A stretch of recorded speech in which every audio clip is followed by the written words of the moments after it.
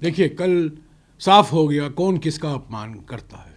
कल गृह मंत्री ने डॉक्टर बाबा साहब अम्बेडकर का घोर अपमान किया। उन्होंने क्या कहा, आप लोग अम्बेडकर अम्बेडकर अम्बेडकर जपते हो, बेहतर होता कि आप भगवान का नाम लेते। ये डॉक्टर अम्बेडकर का अपमान नहीं है तो और क्या है। तो असली बात यह है कि बीजेपी प्रधानमंत्री गृह मंत्री डॉक्टर बाबा साहब अम्बेडकर का अपमान करते रहते हैं और इल्ज़ाम लगाते हैं कांग्रेस पार्टी पर। और दूसरी बात, पहली संशोधन की बात है। पहली संशोधन में क्या हुआ, 1951 में जून 18 को पहला संशोधन लाया गया संविधान में। वो उसमें 3 नए अनुच्छेद लाए गए संविधान में। एक 15(4).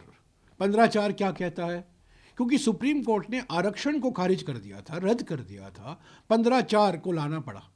यानी कि अनुसूचित जाति, अनुसूचित जनजाति और ओबीसी वर्गों के लिए शिक्षा के स्थानों में आरक्षण का प्रावधान मिले। ये 15(4) कहता है पहले संशोधन। दूसरा 19(2) जो फ्रीडम ऑफ स्पीच पर कोई रीजनेबल रिस्ट्रिक्शन लगाई गई है।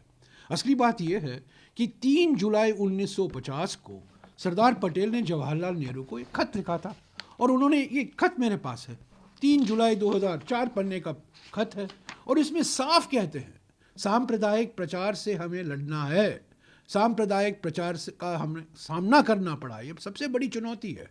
और उन्होंने श्यामा प्रसाद मुखर्जी का नाम भी लिया है और वो कहते हैं कि my own feeling is that very soon we will have to sit down and consider constitutional amendments. 3 जुलाई 1950 सरदार पटेल जवाहरलाल नेहरू जी को लिखते हैं कि संविधान का संशोधन होना ज़रूरी है क्योंकि सांप्रदायिक प्रचार भयंकर तरीके से फैलाया जा रहा है। तो 19(2) उससे करता है और ये सिलेक्ट कमेटी को गया। सिलेक्ट कमेटी में नेहरू, राजागोपालाचारी, श्यामा प्रसाद मुखर्जी, बाबा साहब अम्बेडकर, और बाबा साहब अम्बेडकर ने खुद इसकी वकालत की कॉन्स्टिट्यूएंट असेंबली में। और तीसरा 31(b) वो क्या कहता है, सुप्रीम कोर्ट ने ज़मींदारी जो रद्द कर दी थी, ज़मींदारी को जो हटाया गया था, सारे अधिनियम को उन्होंने रद्द कर दिया था, उन्होंने नकारा। और इससे निपटने के लिए संविधान में संशोधन करना पड़ा 31(b). तो ये 3 अनुच्छेद हैं, 15(4), 19(2) और 31(b). ये पहले संशोधन से आया, ये किसी के मनमर्जी से नहीं आया, ये सामाजिक क्रांति बढ़ाने के लिए आया, किसानों के हक को संरक्षित करने के लिए आया, अनुसूचित जाति, अनुसूचित जनजाति और ओबीसी वर्गों के लिए आरक्षण बरकरार रखने के लिए लाया गया। इस पर तो प्रधानमंत्री और गृह मंत्री चुप है। वो गलती से भी ये 2 लोग सच नहीं बोल सकते, बार बार झूठ बोल रहे, झूठ की गंगा बहा रहे थे। एक प्रधानमंत्री ने तो लोकसभा में बहाया और गृह मंत्री ने राज्यसभा में बहाया। सर लेकिन जिस तरीके से उन्होंने कांग्रेस, इनके लिए झूठ सर्वोपरि है। सत्यमेव जयते तो हमारा राष्ट्रीय मोटो है, मुंडक्य उपनिषद से आता है सत्यमेव जयते, पर इनका विश्वास है असत्यमेव जयते। सर लेकिन जिस तरीके से कांग्रेस पार्टी को आड़े हाथों लिया, कांग्रेस को टारगेट किया, हाँ बिल्कुल, उसको किस तरीके कल तो चुनावी भाषण था उनका, बस सीधा निशाना यही था, कांग्रेस पार्टी था। संविधान पर ज़्यादा नहीं बोले और इतिहास में गए।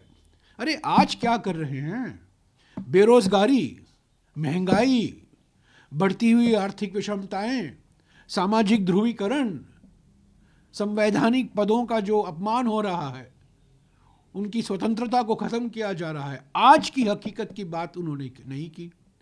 1950 में क्या हुआ, 1960 में क्या हुआ, 1975 में क्या हुआ, इमरजेंसी में क्या हुआ, वो तो घोषित इमरजेंसी था, वो तो संविधान के प्रावधानों के तहत इमरजेंसी लगाया गया।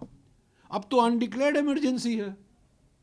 भय और धमकी का एक वातावरण फैलाया हुआ है, उद्योग जगत में, व्यापारियों में, किसानों में, सब देखिए कहीं भी एक तानाशाही है। एक तरफ तानाशाही है, दूसरी तरफ अमित शाही है।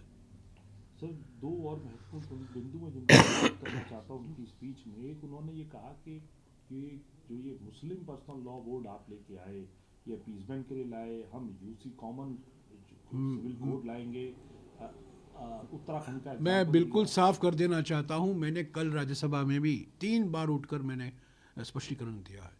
कांग्रेस पार्टी धर्म के आधार पर आरक्षण कभी नहीं दी है और न कभी देगी। आरक्षण धर्म के आधार पर, सामाजिक और शैक्षिक पिछड़ेपन के आधार पर आरक्षण दिया जा रहा है।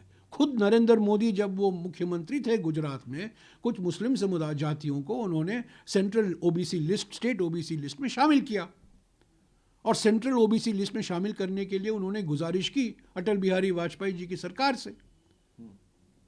तब जब वो करते हैं वो सामाजिक न्याय है, जब हम करते हैं तो तुष्टिकरण है। हम धर्म के आधार पर कभी भी आरक्षण नहीं देंगे। धर्म के आधार पर सामाजिक और शैक्षिक पिछड़ेपन को मद्देनजर रखते हुए ही आरक्षण दिया जा सकता है। इसका मैंने पूरा खंडन किया। और मैंने ये भी कहा, खड़गे जी ने भी कहा, कि जब हम अल्पसंख्यकों की बात करते हैं, हम उनके संवैधानिक हकों की बात करते हैं। तो संविधान में लिखा गया है, जो प्रावधान है अल्पसंख्यकों के लिए, उनकी सुरक्षा के लिए, उनके कल्याण के लिए, वो उसी की बात कर रहे हैं। अगर संविधान के प्रावधानों को सर्वोपरि मानना तुष्टिकरण है, तो क्या क्या कर रहे हैं? ये तुष्टिकरण नहीं है।